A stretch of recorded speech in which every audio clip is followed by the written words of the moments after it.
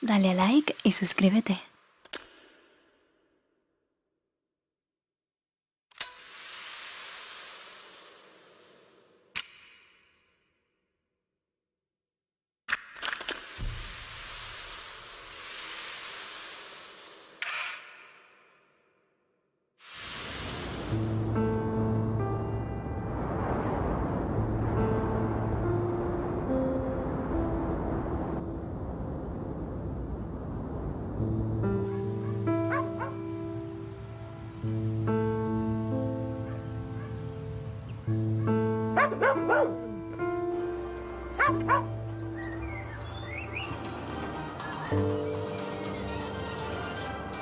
A finales del año 2013, el presidente de Kazajistán le entregó al presidente español de visita oficial en el país un regalo insólito. Las fichas de los 152 españoles que estuvieron presos en los campos de trabajo de Karagandá, cuando el país era una república soviética. Quienes tuvimos la curiosidad de hojear los documentos, supimos que los prisioneros españoles del Gulag representaban a todos los que habían luchado en la guerra civil: falangistas, militares franquistas, militares republicanos, anarquistas, socialistas y comunistas. Lidia Sokolova nació a orillas del Volga, en la República Soviética de los Alemanes. Cuando Hitler invadió Rusia, Stalin ordenó su desaparición y la deportación de todos sus habitantes a las estepas de Kazajistán. Estos niños son los descendientes de los alemanes deportados de sus tierras del Volga.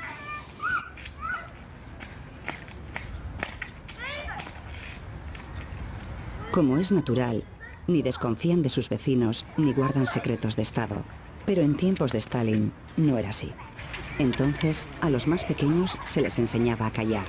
Era una imprudencia hablar de lo que ocurría alrededor, y más aún de aquellos que vivían entre las alambradas en la esquina de la calle. O de los altos gerifaltes soviéticos que entraban y salían del edificio de la policía secreta en Dolinka. Aquí residía el mando del Gulag. Gulag son las siglas del sistema de campos de trabajo forzoso y estaba controlado por la policía de Stalin. En 1936, Stalin dictó una nueva figura delictiva: el enemigo del pueblo. Para el sospechoso de semejante crimen, significaba su inmediata detención, los duros interrogatorios y la condena de 5 a 25 años de trabajos forzados en el Gulag. De la noche a la mañana, sus amigos y familiares se convertían en apestados.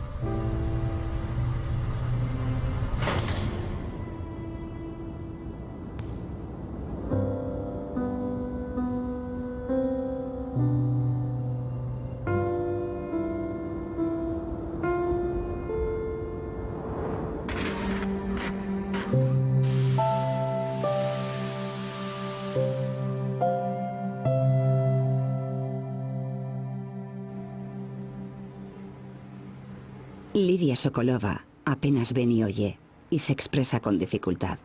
Pero ahora, con 85 años, quiere saber por boca de una extranjera lo que ocurrió al lado de su casa, a los vecinos que vivían tras las alambradas del Gulag.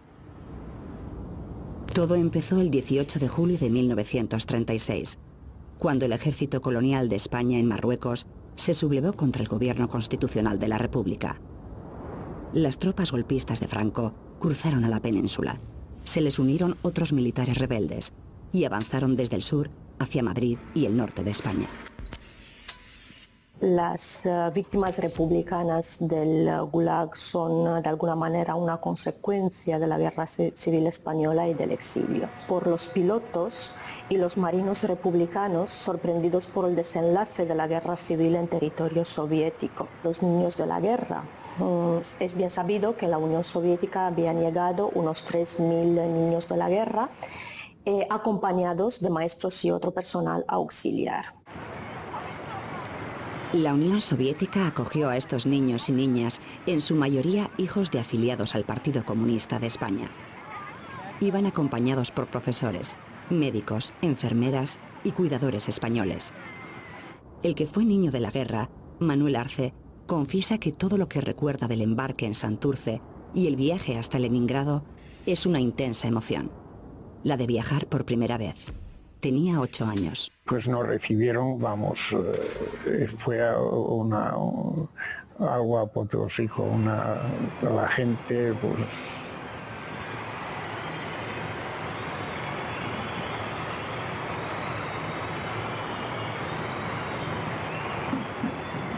En fin, nos abrazaban, lo primero que hicieron es ducharnos a todos, cambiarnos la ropa, porque teníamos muchos viejos, muchos.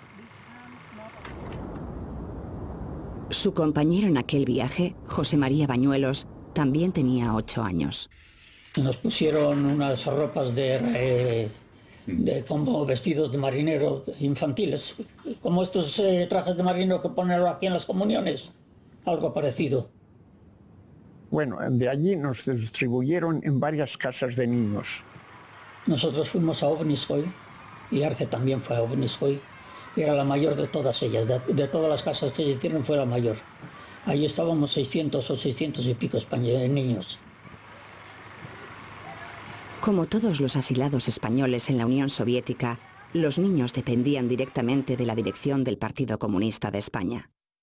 Algunos profesores de los niños mostraron su disconformidad con el sectarismo ideológico del temario y les costó muy caro. Como el caso del doctor José Bote, que su andadura hacia el Gulag comenzó cuando los inspectores españoles detectaron que sus alumnos sabían más geografía que marxismo, y fue depurado. Pero también es cierto que los niños españoles asilados en la URSS fueron recibidos y tratados con los mejores cuidados, mejor incluso que la mayoría de los niños soviéticos de su edad. Como en unas vacaciones soñadas, vivían en una nube.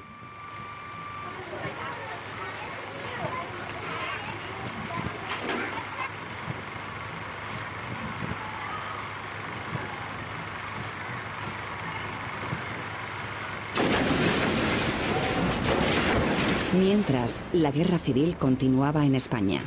Hitler apoyaba activamente a los sublevados de Franco y Stalin al gobierno constitucional de la República. A finales de marzo de 1939, unos días antes de acabar la guerra civil, varios barcos con bandera tricolor de la República se encontraban fondeados frente a Odessa, esperando una carga que nunca iba a llegar. También, como parte de la ayuda soviética que el gobierno de la República pagaba con las reservas del Banco de España, pilotos españoles eran entrenados en la base de Kirovabad, en la República Soviética de Azerbaiyán. La guerra ha terminado. Burgos, 1 de abril de 1939. Año de la victoria. El generalísimo Franco.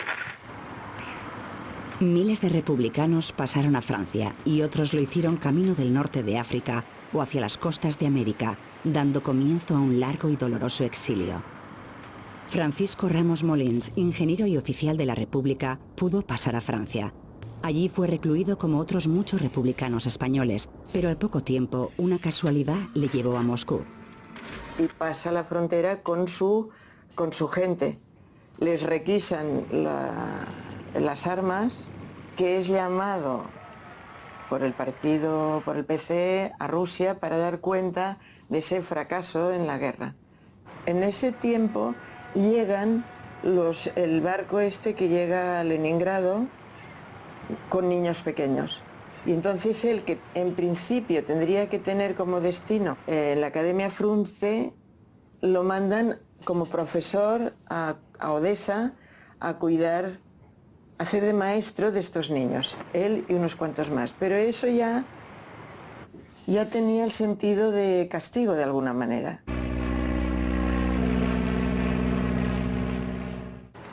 La cuarta promoción de pilotos españoles republicanos de Azerbaiyán se licenció en la primavera de 1939, cuando la guerra civil había terminado.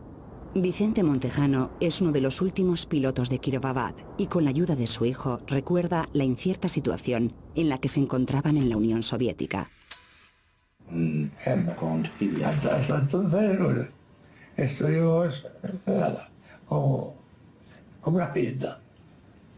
Hay un tiempo donde decía él están como con pinzas porque es una especie de limbo donde ellos pertenecen a un ejército que ya no existe, porque ya no hay ejército de la República. La República ha pagado, bien pagado, por su formación y por su manutención y todo, y ya no paga nadie. Y entonces están siendo invitados de honor, pero unos invitados cada vez más indeseables, pues porque cuestan dinero y de momento no les son rentables a la Unión Soviética. Los soviéticos también dieron asilo a los marinos españoles republicanos y los barcos fueron confiscados. Los directores de las casas de reposo donde estaban alojados los pilotos habían enviado algún que otro informe negativo sobre los pilotos y los marinos. No se habían integrado bajo ningún concepto en la vida soviética. Aún más, durante 2 años hicieron gestiones para salir de la Unión Soviética con destino a otros países o repatriarse a España. Julián Fuster, cirujano jefe de sanidad de un cuerpo de ejército republicano, se exilia en Moscú. 2 meses después del fin de la guerra de España, Fuster se quedará atónito como el mundo entero con la firma del pacto entre Stalin y Hitler. A los pocos días de sellar su amistad con Stalin, los nazis atacaron y sometieron a Holanda, Bélgica y Francia, y lo intentaron con Inglaterra. Y sin embargo, Stalin seguía siendo amigo de Hitler. La enorme extensión de Kazajistán, más de 5 veces el tamaño de España, tenía una población escasa para satisfacer las necesidades de la minería y de la industria soviética. Pero Stalin consiguió colonizar el territorio por la fuerza, con las deportaciones de pueblos y regiones que creía desafectas a su régimen, con los presos comunes y políticos del Gulag y finalmente con los prisioneros de guerra. El 22 de junio de 1941, el hasta ayer amigo de Stalin, Adolf Hitler, ordenó a sus ejércitos cruzar las fronteras de la URSS. Pese al caos producido por la invasión y las apremiantes necesidades de la guerra, las autoridades soviéticas dieron la orden urgente de poner a salvo a todos los niños españoles. De noche tuvimos que salir con mochilas a la estación de ferrocarril, y nos llevaron a Moscú, y de Moscú por el río Volga, pues primero por el canal y luego por el río Volga, en unas gabarras, eran gabarras, no eran barcos, pues nos llevaron allí a Saratov. Hubo diversas formas de evacuación. Un poco desorganizado fue porque, claro, los alemanes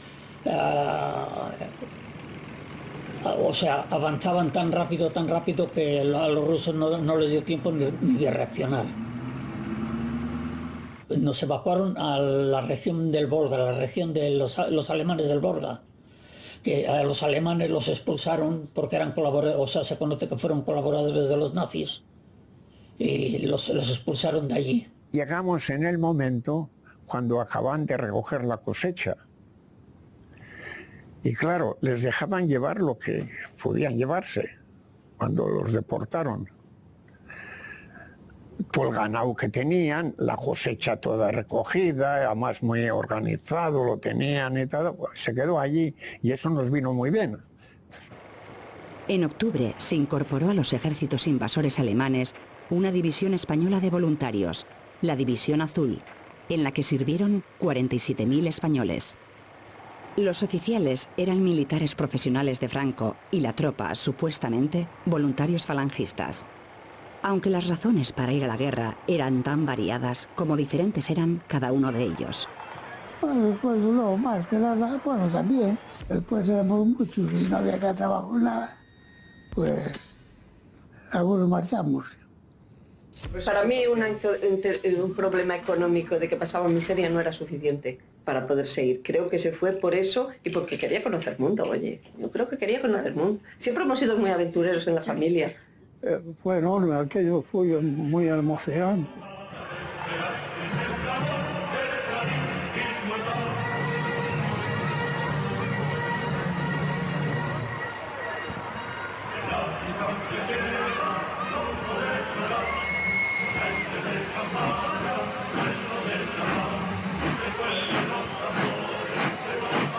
empieza el viaje, al llegar a esto a Hendaya, y entonces desde allá le llamé y le dije, mira, me voy, le dije a mi padre que mira, me voy a Rusia. ¿Pero qué me dices? Sí, tal, que me ha avisado.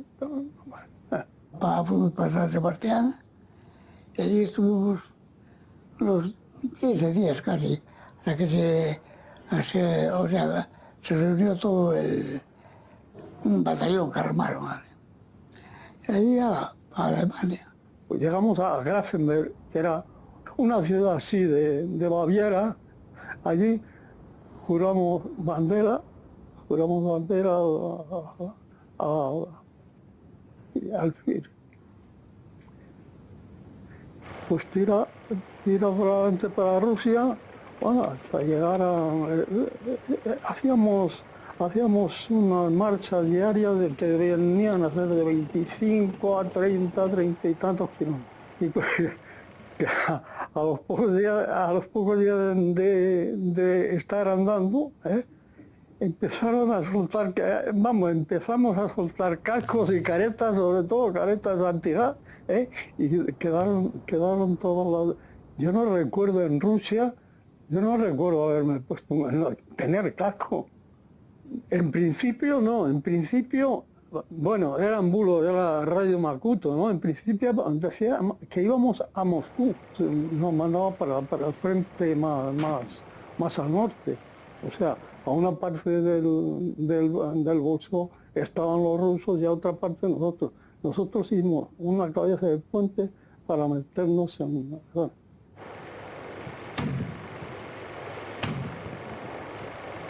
O sea, al pegarme el tiro, yo di una vuelta de la frente. Yo no sé, la fuerza de los disparos, que me di una vuelta y me caí. Como ahí usted venía a pararse de cualquier lado, una bala ya tuve suerte. Y nada más me rozó aquí y la nariz, pero el ojo al pasar me lo vació. Caí al suelo sin conocimiento. Cuando volví, y menos mal que me levanté, porque estamos rodeados de rusos. Y menos mal que me levanté, si no, te pincha con las perretas, gritando el muerto o algo. La invasión nazi radicalizó la desconfianza de Stalin hacia todos los extranjeros que vivían en la Unión Soviética. Hasta que empieza la guerra, el hecho de que no se asimilen se mira mal. Se mira muy mal por parte del personal, de los jefes del Partido Comunista Español, que ya están exiliados allí. Pero claro, ya cuando empieza la guerra y ya es o estás conmigo o estás contra mí, pues ahí es donde los que no están conmigo, detenidos y a los campos. No solamente eso, sino que ya empiezan a detectar que hay chivatazos, que dentro de su ámbito de amistad, de repatriados aún no, expatriados al revés, existe esa comunicación que de repente alguien dice no sé qué, es que no hemos comido bastante, o esto está sucio, o aquella mujer que está trabajando en la calle, ¿cómo es posible con este frío? Cualquier comentario negativo, por más tontito que fuera, si llegaba a oídos de quien no debía de llegar, ya era un castigo. Y veían cómo desaparecía este o desaparecía el otro, y entonces ya entre ellos decían, esto aquí no. En febrero de 1943, el Ejército Rojo intenta romper el cerco de Leningrado. La batalla se produce cerca de la aldea de Krasny Bor. El sector está defendido por la División Azul, que ha de contener y vencer a los soviéticos que luchan por su tierra. El choque resulta pavoroso y sangriento, pero los soviéticos no consiguen romper el cerco. Más de 1.200 españoles murieron en la batalla y otros tantos volvieron heridos o mutilados. Los 372 españoles que cayeron prisioneros de los soviéticos desaparecieron y se les dio por muertos. Lo hirieron, pero yo no sé en qué batalla fue. Lo hirieron ahí, es donde lo cogieron prisionero, y de ahí ya se quedó con los rusos. Se me operaron, me limpiaron el ojo. Los llevaron éramos 5 o 6. Nos llevaron ahí en un sótano de las casas. Ahí era donde nos tenía. Desde mi punto de vista, mi padre pasó un tiempo en Siberia. estuvo herido en la guerra y no podía trabajar.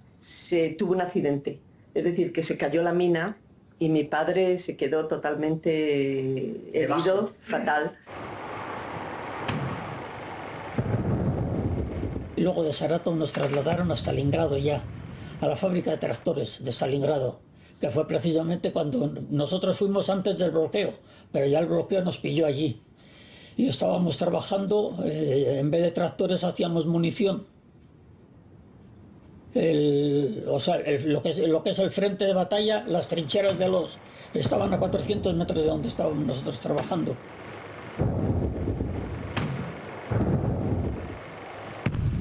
Pues, todavía no había cumplido los 14, 13 años. Bombardeos a diario, caían las bombas y los obuses y nosotros allí trabajando, no podías.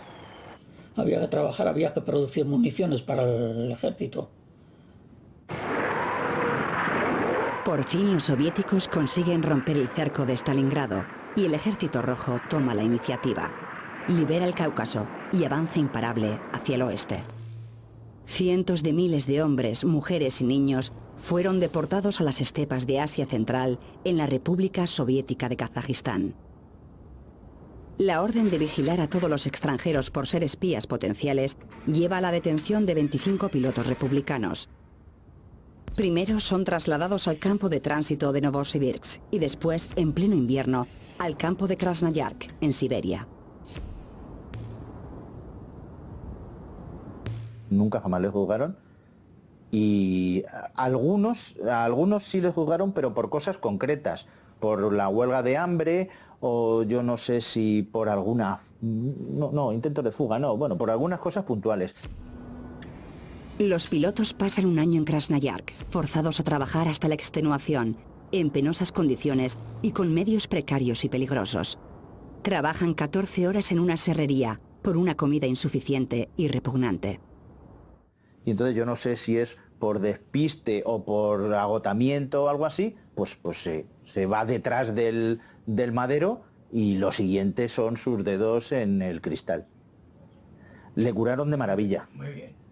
Le curaron de maravilla. Yo no sé cuál de los dos, si él como dueño de la mano o yo como médico, pondría más velas en el altar de los cirujanos que hicieron esa obra de arte a un preso. A un preso, que al Estado en principio le debería importar menos, pero de hecho a ese cirujano le importó lo mismo que si fuera el secretario general del partido. A los marinos detenidos se los llevaron también al nordeste de Siberia para construir un ferrocarril. Pero a finales de 1942 fueron reagrupados junto a los pilotos y otros asilados españoles y enviados en trenes de carga más lejos todavía, a los campos de trabajos forzados de Kazajistán.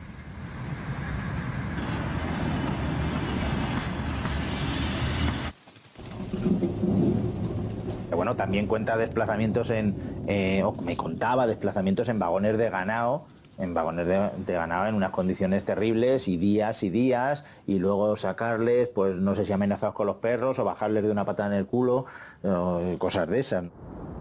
Llegaron a las estepas de Karagandá 66 pilotos y marinos españoles, que vivirían juntos en cautiverio hasta 1948.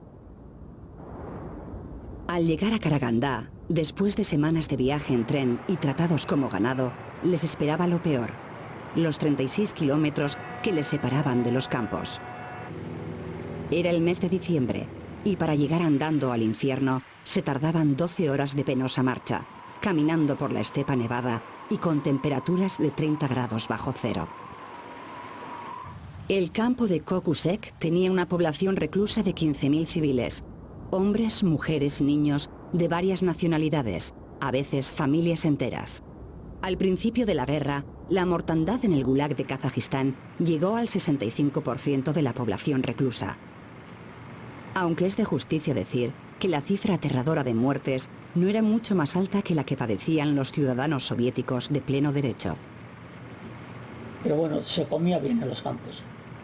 Bien comparado con cómo se comía. O sea, los que estaban en libertad no tenían mayor racionamiento que nosotros. Por la mañana nos daban un trocito de pan, no eran 100 gramos, menos, de pan negro, además que era, añadían las peladuras de patata y todo para que abultase más, no se tiraba allí, no se tiraba nada, ¿no? Y untado un poquito con aceite de girasol. Cogíamos la funda de la ahumada, el que iba de turno, ¿no? Le ponían allí los trocitos aquellos de pan y él lo traía y lo repartía. Las migas que quedaban eran para el que estaba de turno, ¿no? Y entonces, pues, ¿qué hacíamos? Cuando veníamos con ellos íbamos dando bandazos contra la pared para que hubiese más migas.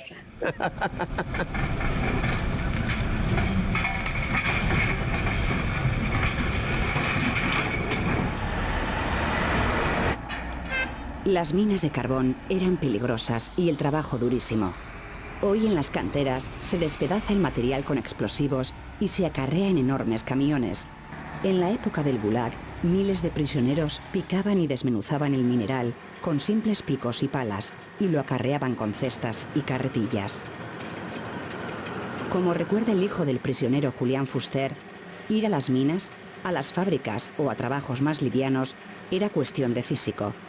Un dudoso criterio científico decidía el destino de los prisioneros. Llegaba una comisión médica y hacía desfilar a los presos desnudos, de espaldas. Entonces comprobaban la turgencia de sus nalgas. Según fuese la turgencia de sus nalgas, eran obreros de primera, de segunda, de tercera, es decir, destinados de nuevo al trabajo de las minas, de las fábricas o otros trabajos auxiliares. El trabajo físico continuado y brutal y la atmósfera polvorienta hacía estragos entre los prisioneros de las minas. Los presos estaban continuamente amenazados por los accidentes, las temperaturas extremas y la insuficiente comida e higiene. Al límite de sus fuerzas, la tuberculosis o cualquier otra enfermedad infecciosa era mortal de necesidad. Nadie sobrevivía. La conquista de Stalingrado en 1943 y el avance del Ejército Rojo hacia el oeste mejoró las condiciones de los presos con un aumento de 150 gramos de pan al día y cierta relajación del trato de los guardias con los presos. Aquí, en los campos de Spassk y Kokusek, se encontraron por primera vez en 1942 prisioneros de la División Azul franquista con los pilotos y marinos republicanos. No han quedado recuerdos fiables del encuentro de unos y otros en los campos y prisiones del Gulag, pero sí sabemos que a partir de entonces estarían juntos en las protestas, en las huelgas de hambre y en algunas revueltas. En una de ellas participó el divisionario Eusebio Rodríguez. Pese al horror vivido en el Gulag, su familia nunca le escuchó quejas o reproches por los sufrimientos pasados en cautiverio. Solamente lo único que recuerda como mal fue lo del tema del juicio ese que le hicieron, sí, eso sí. Que hicieron una huelga de hambre y ahí fueron muy duros, le rompieron unos dientes para meterle la comida, todo ese tipo de historias que hacían. No, bueno, allí nos llevábamos muy bien todos. Además es que entre los de la División Azul había también varios colectivos. Había los divisionarios que habían ido porque eran falangistas, porque eran los que fueron a la División Azul, pero fueron con intención de pasarse al otro bando. Y claro, se pasaron al otro bando, pero los rusos en vez de ponerles en libertad, los mataron también a los campos. Luego hubo varios que estaban en los campos también de los marinos del Juan Sebastián Elcano y de los pilotos. Fue a parar a uno de los peores campos, los campos del hambre, como los llamamos en Kazajstán. Allí en aquellos campos del hambre fue donde realmente fue consciente de la barbarie y la brutalidad a la que fue sometido el pueblo ruso en aquellos campos. Salir a por pan o a llevar pan o no sé qué, con dos soldados rusos con sus fusiles. Y entonces hace un frío que pela y en medio del camino los dos soldados rusos le cogen los fusiles y le dicen «Toma, español». Y para calentarse se dan una hermosa paliza uno a otro, mientras él tiene los dos. La pregunta que me hacía yo, me hacía mi hermana, luego hacían mis hijos cuando se enteraron, ¿y por qué no se escapaba? Y la contestación suya era ¿a dónde? ¿A dónde? Aislados y olvidados, los españoles del Gulag, falangistas o republicanos, tenían poco que discutir sobre opciones políticas y mucho que ganar si se mantenían unidos, vinieran de donde vinieran. Porque nunca desechó tener una amistad ni con comunistas ni con falangistas. Él no se movía, no era del tipo visceral de no puedo ser amigo tuyo porque eres de una u otra ideología. Todas aquellas batallas ideológicas no de antaño se habían borrado dentro de las alambradas soviéticas. Eran españoles y tenían que convivir juntos con un único fin: sobrevivir, recuperar la libertad y volver a la patria. Llevaban 6 años conviviendo en circunstancias muy malas con gente de la división. Entonces supongo que a estas alturas pues tampoco importaba tanto. Habían inventado la reconciliación 25 años antes de que la inventáramos los demás, o la inventaran los demás. Los niños de la guerra llegaron por delitos comunes, principalmente por hurto, porque muchos de ellos habían robado durante aquellos años lúgubres de la Segunda Guerra Mundial, cuando el hambre hacía estragos. Pero vimos que descargaban un camión de ropas, de buzos para el trabajo y tal y cual, y vimos dónde los metían. Por la noche fuimos a robar los buzos y nos cogieron.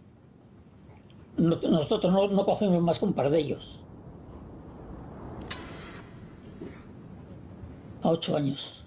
Te montan en los trenes y a los campos de concentración, a los campos de trabajo. Yo siempre digo de concentración, pero son campos de trabajo. Trabajé en todos los sitios, en la tala de bosques, en las minas de sal, en Solicams. 3.000 subimos. Solamente quedábamos 600. Entre esos 600 estaba yo. Yo las únicas veces que le he oído relatar verdaderas cafradas que sucedían en los campos era con amigos que venían a cenar a propósito de conocerlo y de ir, que entonces sí que lo explicaba. Pero yo nunca he podido ni relatar. Nunca he podido ni relatarlo porque era como si lo tienes que olvidar. Porque creo que él tampoco podía.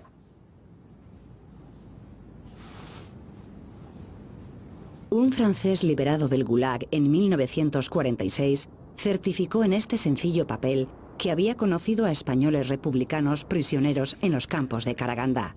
Son las primeras noticias que llegan a Occidente de los españoles en el Gulag. Y después tenemos la gran campaña realizada por la Federación Española de Deportados e Internados Políticos desde Francia para la liberación de los marinos e internados republicanos en Karagandá. ¿Quién lo sabe? Quien lo sabe es el Partido Comunista de España. Y el Partido Comunista de España no es que no haga nada por ellos, sino que para el Partido Comunista de España ellos son traidores.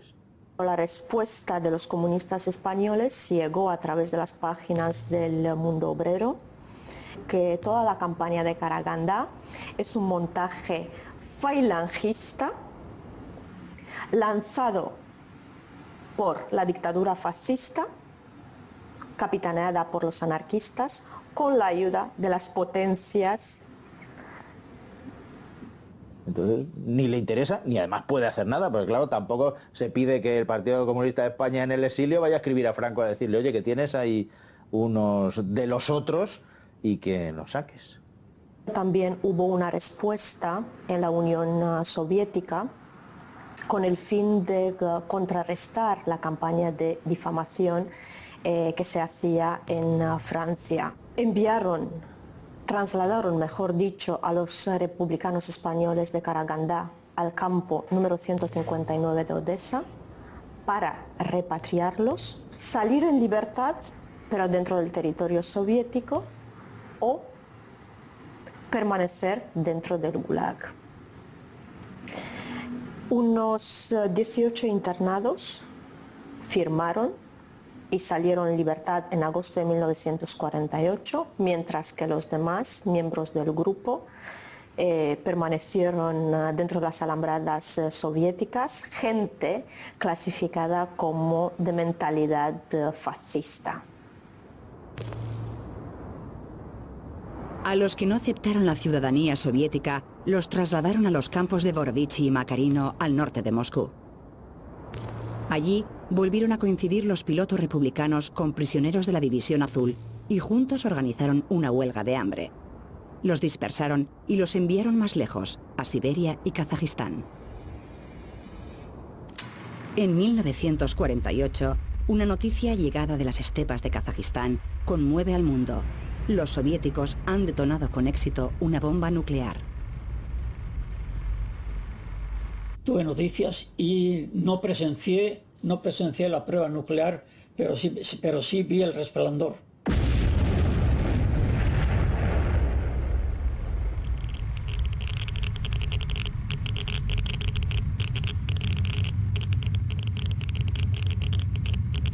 O sea, dicen que era el resplandor de una bomba atómica. Ahora, igual era la aurora boreal. Ahora dijeron, es la explosión de una bomba atómica. Que no vimos ni ruido, ni explosión, ni nada. Simplemente vimos el resplandor.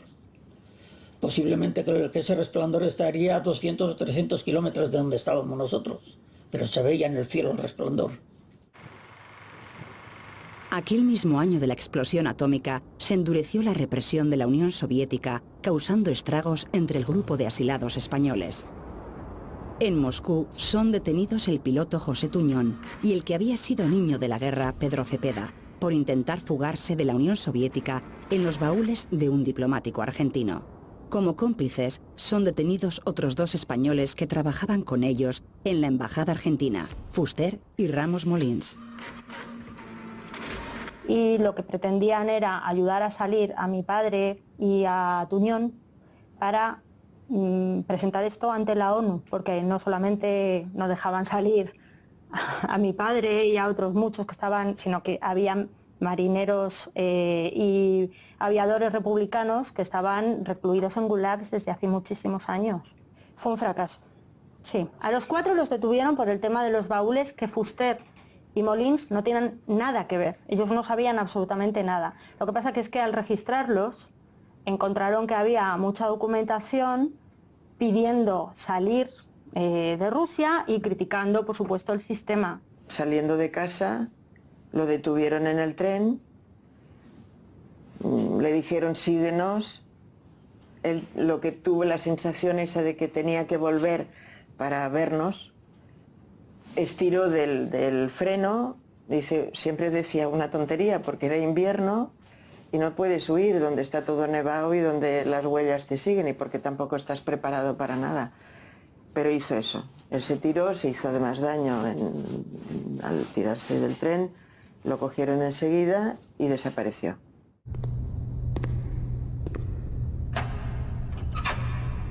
Interrogados y torturados en la Lubyanka, condenados a 10 y 20 años y tras un largo viaje en trenes de ganado, llegan a Kazajistán. Ramos al Karlak de Karagandá, el doctor Fuster al de Kingir.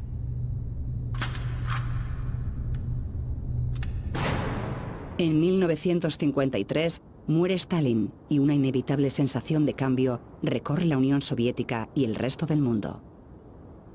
El tema de la repatriación es que es importante en el sentido de que los liberan tras la muerte de Stalin en un contexto de amnistías que no debe ser interpretado como un gesto particular hacia la España franquista, sino que medidas análogas fueron tomadas hacia italianos, japoneses, alemanes, otros prisioneros de guerra o internados extranjeros. Tras difíciles negociaciones, complicadas por el empeño del gobierno franquista por protagonizar la liberación de los prisioneros, la Cruz Roja embarca en Odessa a 286 españoles, en su gran mayoría prisioneros de guerra de la División Azul. Con ellos volvían 19 desertores de la División Azul y 34 asilados republicanos con los que habían compartido las cárceles y los campos del Gulag. Bueno, la mayoría de los niños que estábamos allí, la mayoría queríamos volver. Pero queríamos volver, pero andábamos nadábamos entre 2 aguas. volver a un país libre, más que nada queríamos volver por las familias, no por el régimen ni por nada, ni porque tuviésemos nada contra Rusia. Una vez que salimos de las aguas rusas ya prácticamente ya éramos libres, ¿no? Se hizo cargo la Cruz Roja francesa. La experiencia para mi padre fue una especie de experiencia positiva, con todo lo que se pueda creer uno, es una experiencia positiva. No sé si es porque salió del pueblo que estaba muy... Aprendió todo lo que sabía, mi padre lo aprendió en Rusia. Yo creo que ya se volvió, yo siempre digo que se volvió marxista-leninista de alguna manera, porque es que él cuando volvió había muchísimas cosas de España que él no... le costaba mucho trabajo digerir. En el campus se aprende mucho. Por eso digo que allí es donde aprendí lo que eran los verdaderos comunistas. Es que confunden estalinismo con comunismo. O nos quieren hacer entender que el estalinismo es el comunismo. No es así. Stalin fue un dictador que se aprovechó de la situación para... El comunismo no es dictadura. Stalin no era fue un aprovechado que... Otros, en cambio, como es el caso del piloto montejano, no querían recordar ni el nombre del lugar en el que estuvieron prisioneros 12 años, los mejores años de su vida y para él perdidos. El recuerdo de mi infancia es allá. O sea, allá no tenía ni nombre. Yo no sé nada de la muerte de Manolete porque entonces estaba allá. En el barco liberiano Semiramis regresan 286 repatriados, en su mayoría pertenecientes a la División Azul que habían estado cautivos en Rusia y que, merced a los desvelos de Franco y de su gobierno, vuelven a España y se reintegran a sus hogares. La propaganda franquista olvidó en sus crónicas a los otros españoles, desertores y republicanos, con los que habían compartido cautiverio y habían llegado con ellos. En todos cuantos las presencian. La fotografía del ser querido, que el paso del tiempo habrá ido transformando y al que dentro de unos instantes se tendrá al lado del corazón. Hay una foto que se ve mi padre y Alfredo que se están abrazando justo bajando del Semiramis. Y en el Canciones para después de una guerra, una de las últimas imágenes de Canciones de después de una guerra es mi tío Alfredo abrazando a mi padre. Yo cuando desembarqué, yo buscaba a un hombre, mira, ese es mi padre, el que está en esa fotografía, al lado de Lenin. Yo buscaba a un hombre alto, yo era un crío y yo a mi padre lo conocía alto, mucho más alto que yo buscaba a un hombre alto, con el bigotillo aquel clásico del año, sí, y ni tenía bigotillo, ni era alto, ni tenía bigote. Y claro, no lo encontraba por ninguna parte. Que eso es lo que tenemos en casa, la única cosa que tenemos que se trajo mi padre de Rusia, que es esta foto.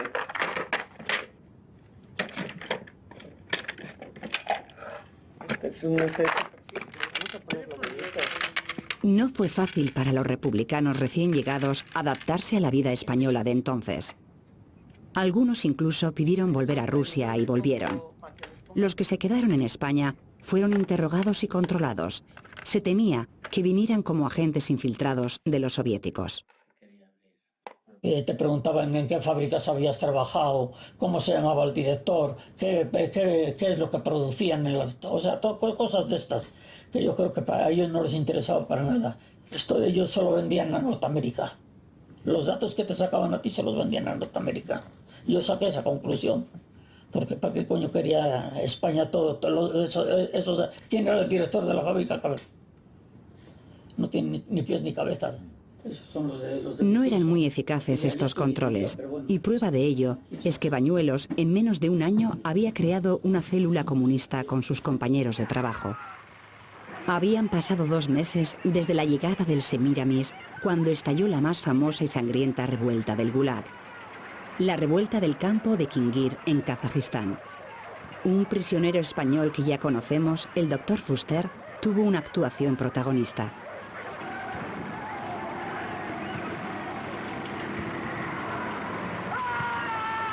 Y fue uno de los muchos testigos de la revuelta de 40 días de Kengir. Hay 2 menciones de Solzhenitsyn en el archipiélago Gulag Sí que en el libro de Anne Applebaum, el Gulag, la historia de los campos de concentración soviéticos, sí que menciona la labor de Fuster junto con el grupo de enfermeras para salvar la vida de los presos. Testigos presenciales contaron que Fuster estuvo operando a los heridos durante 72 horas seguidas, sin dormir y sin comer, mantenido con tazas de té hasta que cayó al suelo sin conocimiento. Por fin, en 1956, Fuster consiguió salir de la Unión Soviética. Se había casado de nuevo, tenía una hija y volaron los tres a París y después a Barcelona. Cuando Fuster volvió, de Rusia, vivió aquí pues a lo mejor 3 meses hasta que le dieron el permiso para irse a Cuba. Fuster es que eran amigos del alma. Fuster estaba, cuando volvió del Congo, volvió y estuvo en Palafrugell, que es donde conoció a su última esposa y tuvo a Rafael, que era un chico joven. Siempre me he dicho, bueno, Rafael, es un milagro que estés vivo, porque realmente es un milagro que mi padre hubiera podido salir ileso de tantas aventuras o desventuras, como queramos llamarlo. La foto del campo también, del campo del Kendir. Sí, Fuster murió en Tarragona en 1991, a los 80 años de edad y después de una vida de novela. En cualquier circunstancia, él consideraba que era algo básico para comenzar o para hacer cualquier cosa, era siempre ir con la verdad por delante. Todos los españoles del Gulag vivieron experiencias extraordinarias, merecedoras de los mejores relatos. Es tan cierto como que cualquiera de ellos hubiera preferido ahorrarse las desventuras y desgracias y haber vivido la juventud en libertad.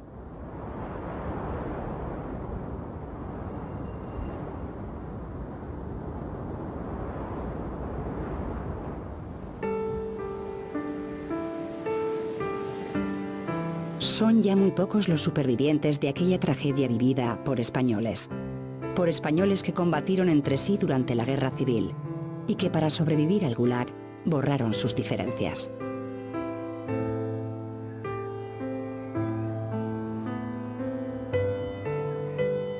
Lidia Sokolova nos ha hecho saber la profunda pena que le ha producido recordar a quienes compartieron con ella aquellos años terribles de su infancia y juventud.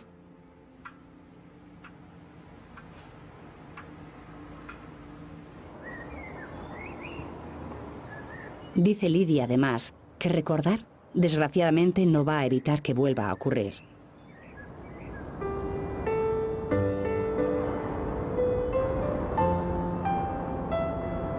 En el cementerio próximo a los campos de Spassk y Kokusek reposan los cuerpos de más de 5.000 prisioneros del Gulag de Karaganda. Unos monolitos erigidos por sus diferentes países lo recuerdan.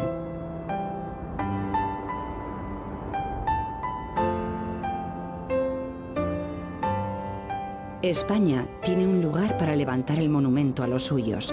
El epitafio elegido es el más lacónico posible. Sin distinción entre republicanos o divisionarios. Aunque fuera por causas bien diferentes, juntos compartieron el peor castigo que pueda haber, el de ser esclavos de otros hombres. Y esto es lo que ahora queremos recordar.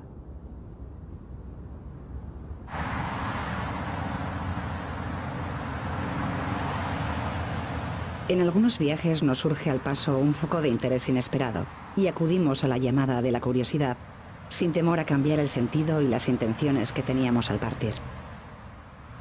Este es el caso.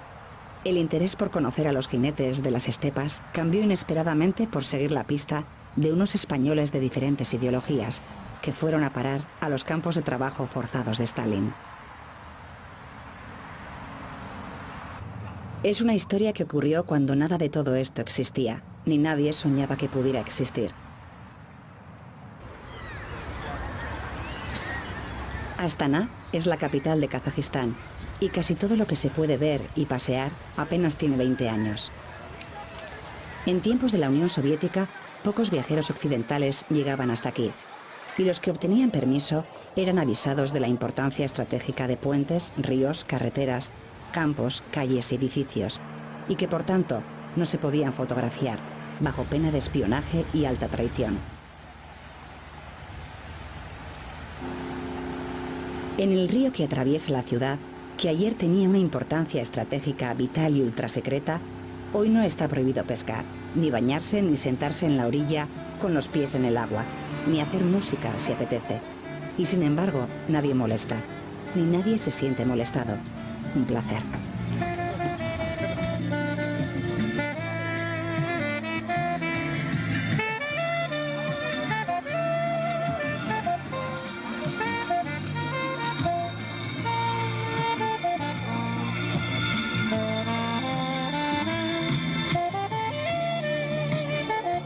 Llama la atención que hay un elevado porcentaje, el 30% de la población, que no son asiáticos.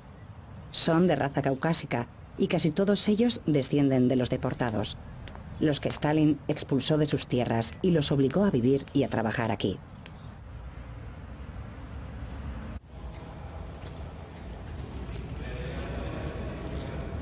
La mayoría de los kazajos son musulmanes y sin embargo nadie lo diría, ni por la vestimenta ni por la naturalidad en el trato entre hombres y mujeres.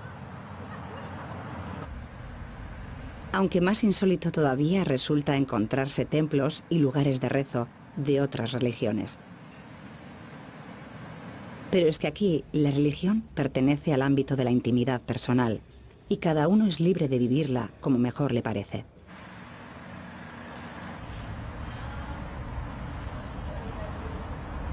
Nunca se sabe dónde ocurrirá lo que nos haya de ocurrir. Vakit Dusenbayev fue nombrado aquellos días embajador de Kazajistán en Madrid y se tomó con muchísimo interés la noticia de prisioneros españoles en el Gulag kazajo entre 1941 y 1956. Empezamos a investigar, nos pusimos en contacto con el Archivo Estatal de Kazajstán y descubrimos el tema de los españoles que pasaron por el Gulag de Karagandá. Y allí aparecieron las fichas de la KGB, con el nombre, la procedencia, el oficio y el día de ingreso y salida del sistema de trabajos forzados del régimen soviético. Nos pareció un tema muy humano, un tema relacionado con la memoria histórica que podría interesar tanto en Kazajstán como en España. Yo hace 2 años no tenía ni idea de que había unos españoles que habían pasado por aquí. Descubre uno todos los días datos, hechos que generan nuevos espacios de cooperación. La decisión de Stalin de deportar a millones de personas a Kazajistán fue una tragedia de consecuencias incalculables, incluso para el propio tirano. Gracias a él están aquí, claro, tuvieron que pagar un precio muy caro y muy alto, pero la Iglesia está hoy aquí gracias a Stalin. Camino de Karagandá pensaba todavía que lo más interesante de la historia de los españoles del Gulag era que habían convivido juntos, siendo de ideologías antagónicas, franquistas y antifranquistas. Karagandá debe su desarrollo a las minas próximas de carbón. El combustible al alcance de la mano hizo posible el asentamiento urbano y la creación de industrias relacionadas con la siderurgia. Hay en Kazajistán minerales de todas clases, desde gas y petróleo hasta uranio y oro. Pero la aportación de toda esta riqueza al conjunto de la Unión Soviética nunca fue proporcional a lo que Moscú devolvía a la República de Kazajistán. Una afrenta que los kazajos no olvidarán. A pocos kilómetros de Karagandá está Dolinka. Aquí son mayoría los kazajos alemanes y ucranianos, y todavía queda gente que recuerda para su desgracia los tiempos del Gulag. La intención de convertir en museo el antiguo cuartel general del Gulag de Karagandá es recordar lo que ocurrió con el sistema de trabajo esclavo de la Unión Soviética.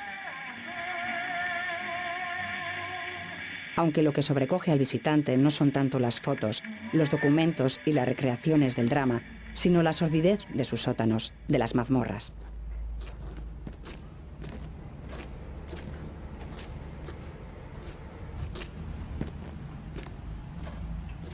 Aquí hay un rastro de los españoles del Gulag, fichas, alguna foto y otros documentos, pero igualmente silencio total sobre el encuentro en los campos de los republicanos con los franquistas. En el olvido no hay distinción. Julián Fuster era cirujano y fue condenado por el artículo 58. Curaba a la gente y prestaba ayuda médica en el campo. Ayudó a sus compañeros heridos en la rebelión y por eso fue muy respetado. De él solo había opiniones positivas.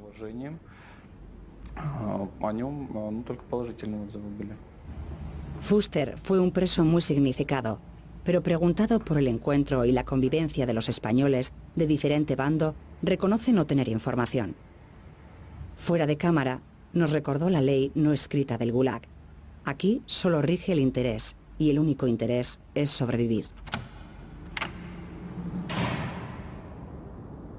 La historiadora kazaja Ekaterina Kuznetsova nos recordó que la pretendida reeducación de los presos tenía además otros propósitos.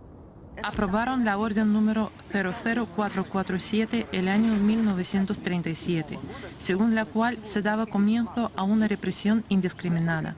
En la orden se decía que el propósito de la represión masiva era además la colonización de las zonas más alejadas de la Unión Soviética.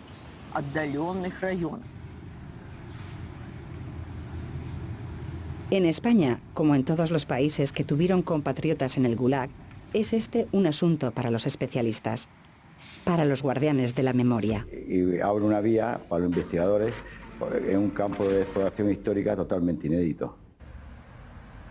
En Barcelona, en el Archivo Nacional de Cataluña, hay una valiosa colección de documentos sobre la guerra civil y el exilio de los republicanos.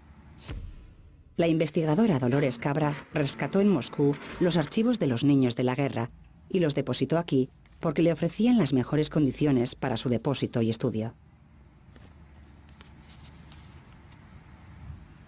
El archivo de Salamanca es el depositario de los documentos facsímiles de la KGB entregados por el presidente kazajo al español, donde se detallan las circunstancias conocidas de los españoles cautivos del Gulag en Kazajistán. Luisa Iordache es una historiadora de la Universidad de Barcelona. Luisa cree que lo importante de esta historia es que llegue al mayor número de gente posible y que además sirva para superar los sectarismos. En Madrid existe un museo sobre la División Azul e igualmente se prestaron a facilitarnos contactos y documentación sin ninguna clase de exigencia o contrapartida.